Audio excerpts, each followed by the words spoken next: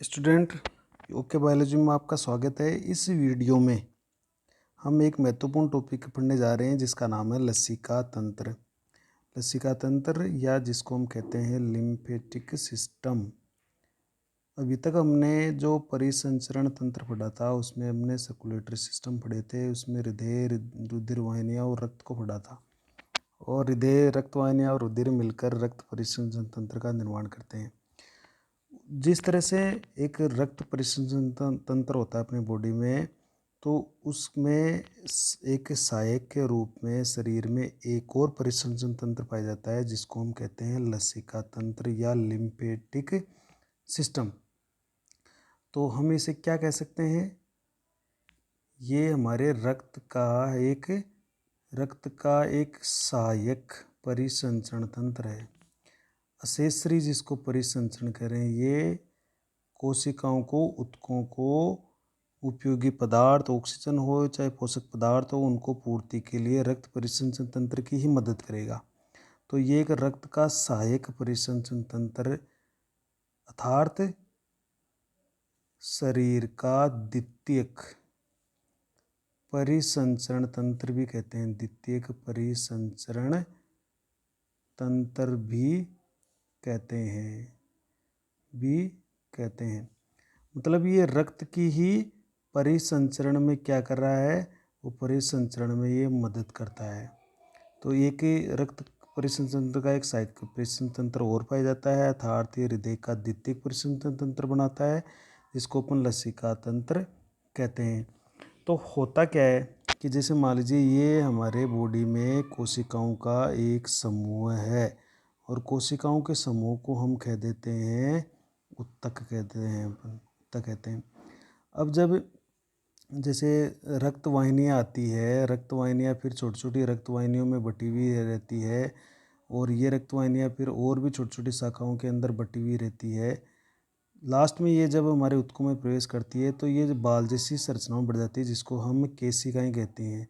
तो इसमें केशिकाओं का एक जाल होता है। अब ये केशिकाएं भी क्या करती है? पूरी कोशिश करती है कि प्रत्येक कोशिका तक भोजन और ऑक्सीजन, जो जितने भी पोषक है अर्थात और जो ऑक्सीजन है वो सभी कोशिका तक पहुंच जाए। लेकिन फिर भी ये कोशिकाएं इतनी बारीक होती है, इतनी ज़्यादा संख्या में होती है कि फिर भी ब्लड कैपिलरी जो है, रक्त केशिकाएं, ये प्रत्येक ऊतक तक समुचित मात्रा में पोषक पदार्थ और ऑक्सीजन को नहीं पहुंचा पाती है। तब क्या होता है कि ये जो केशिकाएं होती है, इसकी जो भित्ति होती है वो बहुत पतली होती है। तो जैसे ये कोशिकाएं हैं तो इनके बीच में जगह होती है, तो इन भित्ति में से रक्त का कुछ भाग छन जाता है और वो छनकर है इस खाली जगह पर बहता है और इन कोशिकाओं को ऑक्सीजन की, पोषक पदार्थों की पूर्ति कर देता है और अगर इसके बीच में कोई रोगाणु है तो उसको भी ख़त्म कर देता है। तो हम क्या कह सकते हैं कि जो रक्त केशिकाएं होती है, रक्त केशिकाएं वो शरीर के प्रत्येक अंग या जिसको हम कहें ऊतक तक नहीं पहुंच पाती है। अगर ये नहीं पहुंचेगी तो वहाँ पर क्या होगा? उन अंगों को या उन ऊतकों को या उन कोशिकाओं को ऑक्सीजन और पोषक नहीं मिलेगा। लेकिन ये तरल जो बहकर आएगा, इसमें तरल पदार्थ, ये तो सब कोशिका तक बहता बहता पहुंच जाएगा। लेकिन प्लाज्मा व WBC ये क्या होती है? ये प्लाज्मा WBC इन रक्त केशिकाओं की भित्ति को भेद कर सेल के बीच में, सेल का मतलब कोशिकाओं के बीच के जो स्थान होते हैं उस स्थान में पहुँच जाते हैं। तो ये छनकर पहुँच गए, देखो ये छनकर पहुँच गए। तो इस प्लाज्मा में तो क्या होते हैं? पोषक पदार्थ होते हैं और जो ऑक्सीजन वो होती है इसके अलावा जो उपयोगी पदार्थ लवण होते हैं वो सारे इसके अंदर पाए जाएंगे। WBC में होती है, ये क्या करती है, रोगाणु से सुरक्षा करेगी। तो यहाँ से रक्त का कुछ भाग छनकर इन कोशिकाओं के बीच में आ गया है और ये प्रत्येक कोशिका तक पहुँच जाता है। और काम क्या है इसका, उस कोशिका तक पोषक और पोषण प्रदान करना। तो इस प्रकार हम क्या कह सकते हैं, तो लसिका क्या कहेंगे, तो लसिका का मतलब हो गया जिसको हम अंग्रेजी में लिम्फ भी कहते हैं। तो लिम्फ का मतलब ये हो गया यहाँ पर कि रक्त केशिकाओं की भित्ति से रक्त का छना हुआ भाग लसिका कहलाता है। लसिका या लिम्फ कहलाता है। ये याद रखिएगा, रक्त केशिकाओं की भित्ति से, केशिकाओं से क्योंकि इसकी केशिकाएं बहुत पतली होती है, उनकी भित्ति से रक्त का कुछ भाग छन जाता है। उस छने हुए भाग को हम क्या कह देंगे, लसिका कह देंगे। तो ये एक महत्वपूर्ण भाग है क्योंकि ये उन कोशिकाओं को, जिन कोशिकाओं तक केशिकाएं नहीं पहुंच पाती है, उनको भोजन और ऑक्सीजन उपलब्ध कराएगी और अगर उनमें कोई रोगाणु है तो उसको ये WBC नष्ट कर देगी। तो इस तरह से ये अपनी लसिका हो गई। अब ये बात आती है कि लसिका में होता क्या है, तो रक्त का छना हुआ भाग है। तो जो इस लसिका में होता है, उस लसिका में देखो जितना भी ब्लड होता है, ये हमारा रक्त होता है, उसमें RBC नहीं छनती है और जो बिंबाणु होते हैं जिनको अपन प्लेटलेट्स बोलते हैं, बिंबाणु प्लेटलेट्स, ये नहीं छनेंगे, बाकी सब छन जाएंगे। ब्लड में से कौन नहीं छनेंगे, RBC और बिंबाणु, ये नहीं होंगे। या हम कह सकते हैं कि लसिका क्या होता है, लसिका में प्लाज्मा होता है और प्लाज्मा के साथ WBC छन जाती है, ये होता है। तो उसमें कुछ प्लाज्मा छन गया यार, वो हमारे जो मेनली WBC में भी कौन सी, जो लसिकाणु होते हैं, लसिकाणु ये मुख्यतः उसके अंदर पाई जाती है। ये छनकर लसिका के अंदर आ जाती है, जिनको अपन लिम्फोसाइट भी कहते हैं। क्या कहते हैं, लिम्फोसाइट्स, ये छनकर आ जाती है।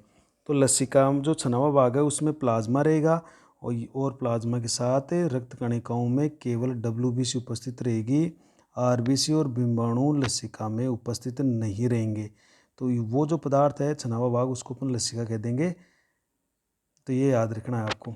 ये जो लसिका होता है ये क्या है, वैसे लसिका की अगर अपन बात करें, लसिका का अंग्रेजी वर्ड है लिम्फ। तो लिम्फ है, इस लिम्फ का मतलब ये होता है बिल्कुल क्लियर फ्लूइड, यानी बिल्कुल स्वच्छ, एक श्वेत या पारदर्शी या कलरलेस क्लियर फ्लूइड, या इसको हम कहते हैं रंगहीन द्रव्य।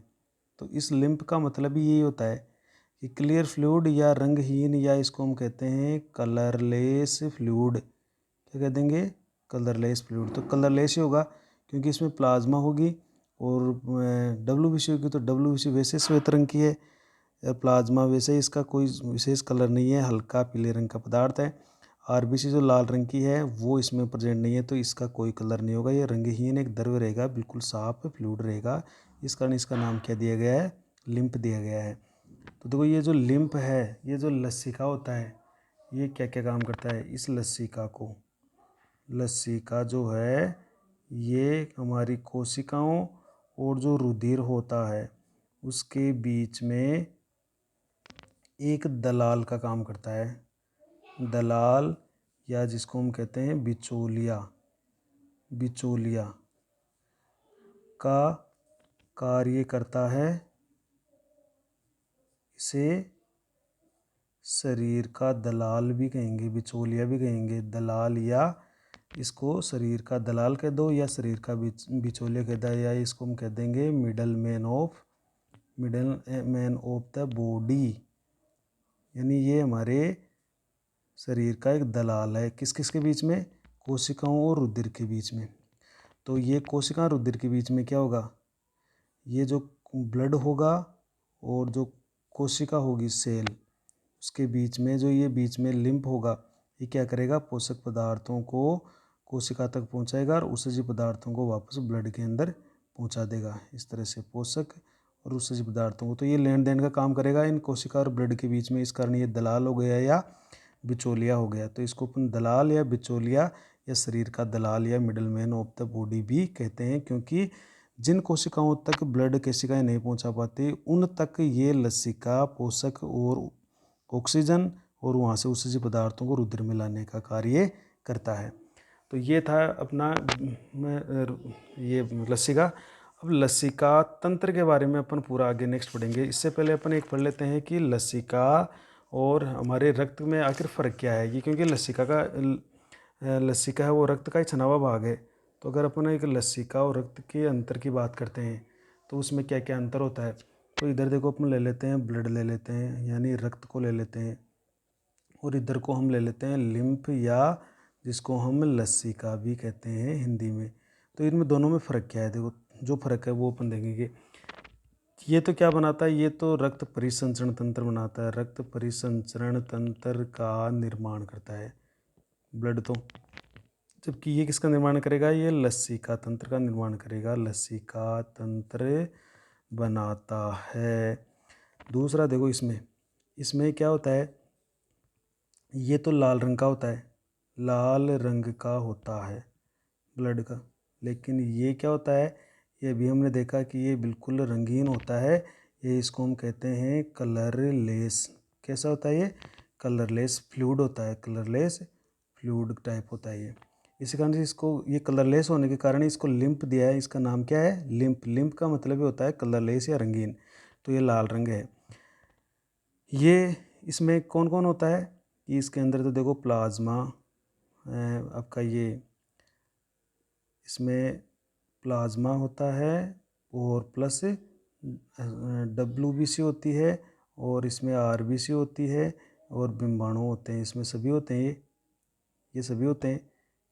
जबकि इसमें कौन कौन होता है, इसमें तो प्लाज्मा और प्लस WBC, ये दो ही होते हैं इसके अंदर। तो मतलब ये RBC और बिंबाणु इसके अंदर नहीं होते हैं, ये याद रखिएगा, RBC और बिंबाणु नहीं होते हैं इसके अंदर। हाँ, इसमें हम कह सकते हैं एक इस तरह का अंतर लिख सकते हैं, इसमें RBC है वो उपस्थित रहती है, ब्लड को देखें तो RBC प्रेजेंट है, लेकिन इसके अंदर जो RBC है वो अनुपस्थित होती है, एब्सेंट होती है। और बिंबाणु भी इसके अंदर एब्सेंट रहते हैं या ब्लड के अंदर प्रेजेंट रहते हैं, और लसिका के अंदर बिंबाणु भी नहीं पाए जाते हैं। अगला अंतर क्या लिख सकते हैं, देखो WBC दोनों में है, ये इसका एक समानता है कि WBC रक्त में भी है और लसिका में भी है, लेकिन फिर भी फ़र्क है कि इसमें यानी रक्त में WBC ज़्यादा होती है, ज़्यादा होती है, और रक्त में सब कौन सी WBC सबसे ज़्यादा होती है, वो न्यूट्रोफिल ज़्यादा होती है, सर्वाधिक, न्यूट्रोफिल सर्वाधिक होती है, ये फ़र्क है।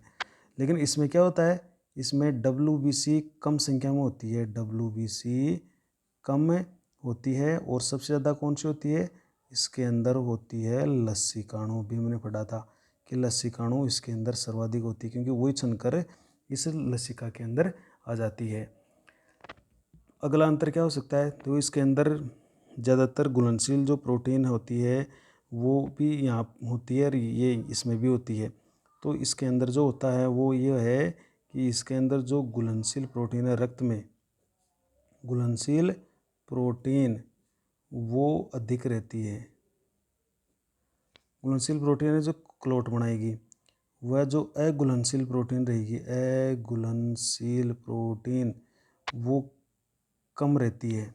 जबकि इसके अंदर उल्टा है, लसिका में है वो घुलनशील जो प्रोटीन है, घुलनशील प्रोटीन है वो तो होती है कम, और जो अघुलनशील प्रोटीन है, अघुलनशील प्रोटीन वो होती है अधिक।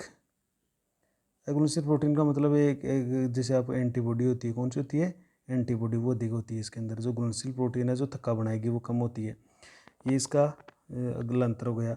नेक्स्ट अंतर अपन क्या लिख सकते हैं इसके अंदर, इसमें ये लिख सकते हैं अपन कि रक्त में जो ऑक्सीजन व पोषक पदार्थ होते हैं, पोषक पदार्थ वो ज़्यादा मात्रा में होते हैं, और CO2 होती है वो कम होती है। CO2 क्या होती है, वो कम मात्रा में होती है। लेकिन इसमें हम क्या लिख सकते हैं कि इसमें O2 व जो पोषक होते हैं, O2 व जो पोषक होते हैं वो तो कम मात्रा में होते हैं, ब्लड की अपेक्षा कम मात्रा में होंगे लसिका में, लेकिन जो CO2 होगी वो ज़्यादा मात्रा में होगी, क्योंकि ये उत्सर्जित पदार्थ भी तो लेके आएगा। अगला अंतर हम ये लिख सकते हैं कि ब्लड तो देखो हृदय से शरीर की ओर, शरीर से हृदय की ओर, दोनों दिशाओं के अंदर ये संचरित होता है। तो इसका जो परिवहन होता है वो द्विदिशीय होता है, द्विदिशीय परिवहन होता है।